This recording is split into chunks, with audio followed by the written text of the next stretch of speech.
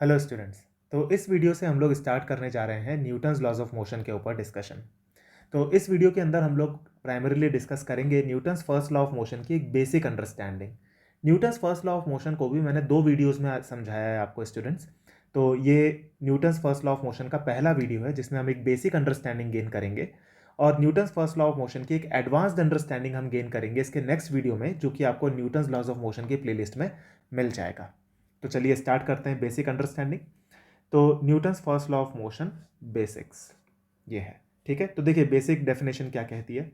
An object at rest remains at rest and an object in uniform motion continues to move in uniform motion unless or until acted upon by an unbalanced force। यह है Newton's first law of motion की basic definition, और ये definition आप लोगों को पता भी रही होगी ऑलरेडी। इसके अंदर ये जो यूनिफॉर्म मोशन है उसका मतलब क्या होता है, a particle which is moving with a constant velocity is said to be moving in uniform motion. ठीक है, तो ये एक ऐसी डेफिनेशन है जो कि बहुत पॉपुलर है, स्टूडेंट्स को पता भी होती है। इसी को हम लोग डिटेल में समझने की कोशिश करेंगे इस वीडियो के अंदर। और इस वीडियो का मेजर पर्पस ये है कि हम Newton's first law of motion की एक इंट्यूटिव अंडरस्टैंडिंग बिल्डअप कर लें। तो मैं आपको कुछ एग्जांपल्स दूंगा अभी आगे आने वाली स्लाइड्स में, जिसमें आपको इसका एक इंट्यूशन डेवलप होगा कि Newton's first law of motion कहना क्या चाहता है। और मैंने देखा है कि स्टूडेंट्स को ये इंट्यूशन रहता नहीं है।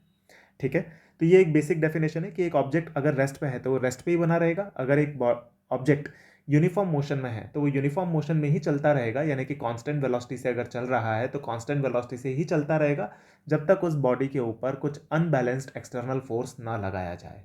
ठीक है, काफ़ी ऑब्वियस सी बात लगती है ये, पर इसके इम्प्लीकेशंस काफ़ी प्रोफाउंड हैं जो कि हम आने वाली स्लाइड्स पे देखेंगे। यहाँ पे मैंने यूनिफॉर्म मोशन को दोबारा से डिफाइन कर दिया है। यूनिफॉर्म मोशन का मतलब क्या है, मोशन विथ कांस्टेंट वेलोसिटी, यानी कि डायरेक्शन भी पार्टिकल का चेंज नहीं होना चाहिए और कांस्टेंट स्पीड बनी रहनी चाहिए, यानी कि magnitude of velocity should be constant as well as the direction of velocity should be constant.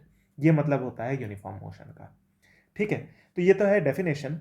अब हम देखते हैं कुछ एग्जांपल जिससे हमको ये डेफिनेशन और ज़्यादा गहराई में समझ में आएगी और इंट्यूटिवली समझ में आएगी।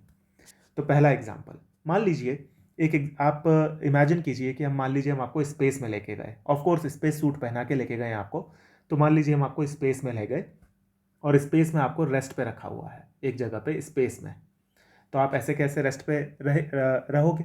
ठीक है, अब क्वेश्चन ये है आपके लिए कि मान लीजिए आप रेस्ट पे हो स्पेस के अंदर और हम आपको इंस्ट्रक्शन देते हैं कि आप मान लीजिए राइट डायरेक्शन में मूव करना चालू कर दो।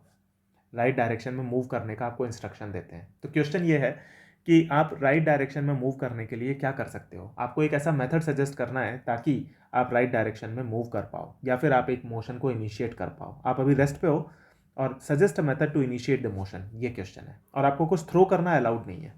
ठीक है, throwing anything is not allowed, कुछ भी थ्रो करना अलाउड नहीं है, और आपको मोशन को इनिशिएट करना है। तो आप क्या कर सकते हो, आपको इसके लिए कुछ मेथड सजेस्ट करना है, ये क्वेश्चन है। सोचिए इसके ऊपर। तो देखिए आप इसको कितना भी ट्राई करें, अगर आपको कुछ थ्रो करना अलाउड नहीं है तो आप कैसे भी करके एक मोशन को इनिशिएट नहीं कर सकते। आप यहाँ पे मोशन को इनिशिएट कर ही नहीं पाओगे, आप इसी जगह पर रेस्ट पे ही रह जाओगे फॉर इटर्निटी। आप ना तो राइट में जा पाओगे, ना लेफ्ट में, ना कहीं किसी भी डायरेक्शन में नहीं जा पाओगे, ना ऊपर ना नीचे, किसी भी डायरेक्शन में नहीं जा सकते। आप रेस्ट के रेस्ट पे ही बने रहोगे। नो मोशन इज पॉसिबल, इसका आंसर है नो मोशन इज पॉसिबल। इसके अंदर कोई भी मोशन पॉसिबल नहीं होगा अनलेस और अनटिल आप कुछ थ्रो करो। अगर आप पीछे की डायरेक्शन में कुछ थ्रो कर दोगे तो आपका मोशन राइट डायरेक्शन में आ जाएगा। अगर आप राइट डायरेक्शन में कुछ थ्रो कर दोगे तो आपका मोशन लेफ्ट डायरेक्शन में आ जाएगा, एंड सो ऑन। लेकिन बिना कुछ थ्रो किए आप मोशन जनरेट कर लोगे आउट ऑफ नथिंग, ऐसा पॉसिबल नहीं हो पाएगा। और Newton's first law of motion exactly यही कहता है कि अगर एक बॉडी रेस्ट पे है तो वो रेस्ट पे ही बनी रहेगी जब तक उसके ऊपर कोई एक्सटर्नल फोर्स ना लगाया जाए। अगर आपको राइट में मूव करना है तो आपके पास में 2 मेथड है, या तो कोई आपके ऊपर एक्सटर्नल फोर्स लगा दे राइट में, या फिर आप लेफ्ट में कुछ थ्रो कर दो। लेफ्ट में थ्रो करने से क्या होगा, लेफ्ट में अगर आप कुछ थ्रो करते हो तो उसके कारण आप बॉडी को लेफ्ट में कुछ इंपल्स दोगे, जिसके कारण आपके ऊपर राइट में सेम अमाउंट ऑफ इंपल्स आएगा by Newton's third law, action is equal to reaction के कारण, जिसके कारण आपका राइट में मोशन इनिशिएट हो जाएगा। पर अगर आपको कुछ थ्रो करना अलाउड नहीं है और आपके ऊपर कोई एक्सटर्नल फोर्स भी नहीं लग रहा है तो आप कैसे भी करके मोशन इनिशिएट नहीं कर सकते। दूसरी एक इंपॉर्टेंट बात यह है कि कोई भी बॉडी खुद से अपने ऊपर फोर्स नहीं लगा सकती। ऐसा नहीं हो सकता कि ये बॉडी अपने ऊपर खुद से ही फोर्स लगा ले, ऐसा कभी नहीं होता। ठीक है, तो कोई भी body, no body can apply a force on to it self.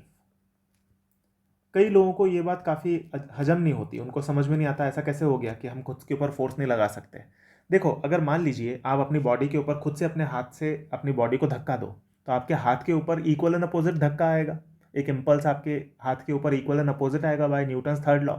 तो आपकी पूरी बॉडी के ऊपर एज अ होल तो नेट फोर्स अभी भी जीरो रहा, तो आपके ऊपर तो कोई एक्सटर्नल फोर्स आया ही नहीं। दूसरी बात, आपने जब अपनी बॉडी को धक्का दिया है तो वो एक इंटरनल फोर्स है, क्योंकि आपने अपनी बॉडी को धक्का दिया, आपकी बॉडी ने आपको आपके हाथ के ऊपर अपोजिट डायरेक्शन में धक्का दे दिया, तो वो इंटरनल फोर्सेस कैंसिल हो गए, तो कुछ एक्सटर्नल फोर्स तो आपके ऊपर अभी भी जीरो रहा। न्यूटन्स फर्स्ट लॉ ये कहता है कि बिना एक्सटर्नल फोर्स के स्टेट ऑफ मोशन को चेंज नहीं किया जा सकता, ठीक है ना। तो यहाँ पे तो कोई एक्सटर्नल फोर्स बना भी नहीं जब आप अपनी हाथ से ही अपनी बॉडी को धक्का दे रहे हो, ठीक है ना। तो कोई भी बॉडी अपने ऊपर खुद से फोर्स नहीं लगा सकती, यानी कि अगर फोर्स आप लगाते भी हो तो वो इंटरनल फोर्स होगा। कोई भी बॉडी अपने ऊपर खुद से कुछ एक्सटर्नल फोर्स नहीं लगा सकती। इनफैक्ट ये अपने आप में कॉन्ट्राडिक्टरी स्टेटमेंट है कि कोई बॉडी अपने ऊपर ही एक्सटर्नल फोर्स लगा ले, फिर वो उसको एक्सटर्नल भी नहीं कहा जाएगा, ठीक है ना। तो कुल मिलाकर के कंक्लूजन ये है कि no body can apply a force on to itself and produce some acceleration. ऐसा कभी भी नहीं हो सकता कि एक बॉडी अपने ऊपर खुद से फोर्स लगा करके कुछ एक्सेलरेशन प्रोड्यूस कर ले, ठीक है ना। तो आप यहाँ पे इस वाले पर्टिकुलर केस में आप कुछ भी नहीं कर सकते। अगर आप रेस्ट पे हो तो आप मोशन को इनिशिएट नहीं कर सकते, अगर आपको कुछ थ्रो करना अलाउड नहीं है तो, और आपके ऊपर कोई एक्सटर्नल फोर्स भी नहीं है तो, ठीक है। तो ये पहला एग्जाम्पल है जहाँ से हमने Newton's first law of motion की एक इंट्यूटिव अंडरस्टैंडिंग गेन की। और एग्जाम्पल देखते हैं, ये सेकंड एग्जाम्पल है। मान लीजिए इस सेकंड एग्जाम्पल में भी हम आपको स्पेस में लेके गए हैं, आप स्पेस में हो और आप एक कांस्टेंट वेलोसिटी से राइट डायरेक्शन में थ्रो कर दिए गए हो। हमने आपको स्पेस में लेके गए और आपको राइट डायरेक्शन में थ्रो कर दिया है कांस्टेंट वेलोसिटी v से। अब क्वेश्चन ये है आपके लिए कि अगर मान लीजिए आपको अपनी स्पीड को इंक्रीज करना है सेम डायरेक्शन में, या फिर डिक्रीज करना है, तो उसके लिए आप क्या कर सकते हो।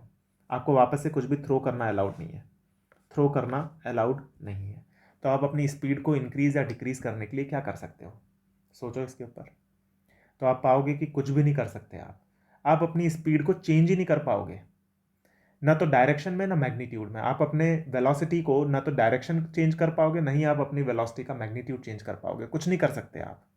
अगर आपको कुछ थ्रो करना अलाउड नहीं है तो आप अपनी वेलोसिटी को चेंज नहीं कर सकते। और Newton's first law of motion exactly यही कह रहा है कि अगर एक पार्टिकल यूनिफॉर्म मोशन में है, यानी कि कांस्टेंट वेलोसिटी से चल रहा है, तो उसकी वेलोसिटी को तब तक चेंज नहीं किया जा सकता जब तक उसके ऊपर कोई एक्सटर्नल फोर्स ना लगे। तो एक्सटर्नल फोर्स ही नहीं है यहाँ पे, तो तब तक वेलोसिटी को चेंज नहीं किया जा सकता। वेलोसिटी को चेंज करने के तरीके क्या है यहाँ पे हमारे पास में, या तो आप राइट डायरेक्शन में अगर स्पीड आपको बढ़ानी है तो राइट डायरेक्शन में कुछ फोर्स लगाओ, या फिर लेफ्ट डायरेक्शन में आप कुछ थ्रो करो अगर आपको राइट डायरेक्शन में स्पीड बढ़ानी है तो।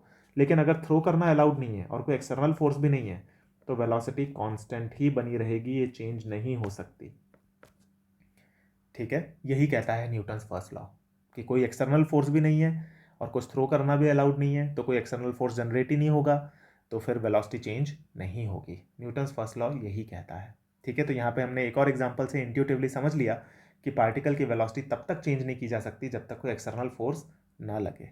जब आप कुछ थ्रो करते हो तो उसके अंदर हो क्या रहा है, आप एक पार्टिकल के ऊपर आपने कुछ फोर्स एक्सर्ट किया, तो उस पार्टिकल ने आपके ऊपर equal and opposite force exert कर दिया, तो आपके ऊपर जो फोर्स आया वो एक एक्सटर्नल फोर्स की तरह काउंट किया जाएगा अगर आप उस पार्टिकल को अपने सिस्टम का पार्ट नहीं मान रहे हो तो वो पार्टिकल तो आपसे दूर चला गया जिसको आपने थ्रो कर दिया, तो आपके ऊपर एक इक्वल एंड अपोजिट इम्पल्स आएगा, तो वो आपको कुछ वेलोसिटी में चेंज ला देगा, ठीक है। पर थ्रो करना अलाउड नहीं है तो वेलोसिटी थ्रो करने वाले रीजन के कारण तो चेंज हो नहीं सकती, और एक्सटर्नल फोर्स भी नहीं है तो वेलोसिटी चेंज होगी ही नहीं, ठीक है। ये हुआ दूसरा एग्जाम्पल। एक और एग्जाम्पल देखते हैं। मान लीजिए कि सेम है, आप स्पेस में हम आपको लेके गए हैं, हमने आपको एक कांस्टेंट वेलोसिटी से थ्रो कर दिया है राइट डायरेक्शन में, और आपको अब इंस्ट्रक्शन ये दिया गया है कि आपको अपनी वेलोसिटी का डायरेक्शन चेंज करना है। तो आप पहले तो जा रहे हो राइट डायरेक्शन में, आपको इंस्ट्रक्शन ये है कि थोड़ा इस डायरेक्शन में मुड़ जाओ जिस डायरेक्शन में हमने ये ट्रेजेक्ट्री बना रखी है। आपको अपनी ट्रेजेक्ट्री मतलब डायरेक्शन ऑफ मोशन को चेंज करना है, तो इसके लिए आप क्या कर सकते हो, सोचो। आपको कुछ थ्रो करना अलाउड नहीं है, ठीक है, throwing anything is not allowed. तो आपको एक मेथड सजेस्ट करना है ताकि आप अपने डायरेक्शन ऑफ मोशन को चेंज कर लो। तो आप पाओगे कि आप कुछ भी नहीं कर सकते। अगर आपके ऊपर कोई एक्सटर्नल फोर्स नहीं है तो आप अपने डायरेक्शन ऑफ मोशन को भी चेंज नहीं कर सकते, प्लस आपको कुछ थ्रो करना भी अलाउड नहीं है, तो आपका डायरेक्शन ऑफ मोशन कभी भी चेंज नहीं होगा। तो आप कंपेल्ड हो एक स्ट्रेट लाइन मोशन को परफॉर्म करने के लिए, आप अपने डायरेक्शन ऑफ मोशन को किसी भी हालत में चेंज नहीं कर पाओगे। अगर आपको मान लीजिए इस डायरेक्शन में अगर अपने मोशन को चेंज करना भी है, डायरेक्शन ऑफ मोशन को, तो आपको फिर इस डायरेक्शन में कुछ थ्रो करना पड़ेगा, या तो आपको इस डायरेक्शन में कुछ थ्रो करना पड़ेगा या फिर किसी एक्सटर्नल एजेंट को आपको इस डायरेक्शन में फोर्स अप्लाई करना पड़ेगा ताकि आप टर्न कर जाओ। ठीक है, तो ये एक और एग्जांपल है जहां से हमको ये दिखता है कि डायरेक्शन ऑफ वेलोसिटी भी चेंज नहीं हो सकता। और यही Newton's first law of motion कहता है कि अगर मान लीजिए एक पार्टिकल कांस्टेंट वेलोसिटी से चल रहा है तो वो कांस्टेंट वेलोसिटी से चलता रहेगा, उसका डायरेक्शन ऑफ मोशन भी चेंज नहीं होगा, ना मैग्नीट्यूड ऑफ वेलोसिटी चेंज होगा जब तक उसके ऊपर कोई एक्सटर्नल फोर्स ना लगे। तो ये देखिए, इन 3 एग्जाम्पल से हमने इंट्यूटिवली ये समझा कि Newton's first law of motion exactly कह क्या रहा है, हमने इसको महसूस किया है। और यही कहलाती है इंट्यूटिव अंडरस्टैंडिंग, जो कि एक इंपॉर्टेंट बात है फिजिक्स में। ठीक है, तो मैं होप कर रहा हूँ स्टूडेंट्स कि आपको ये सारे एग्जांपल्स इंटरेस्टिंग लगे होंगे और आपको एक बेहतर understanding Newton's first law of motion की यहाँ पे डेवलप हुई होगी। Thank you.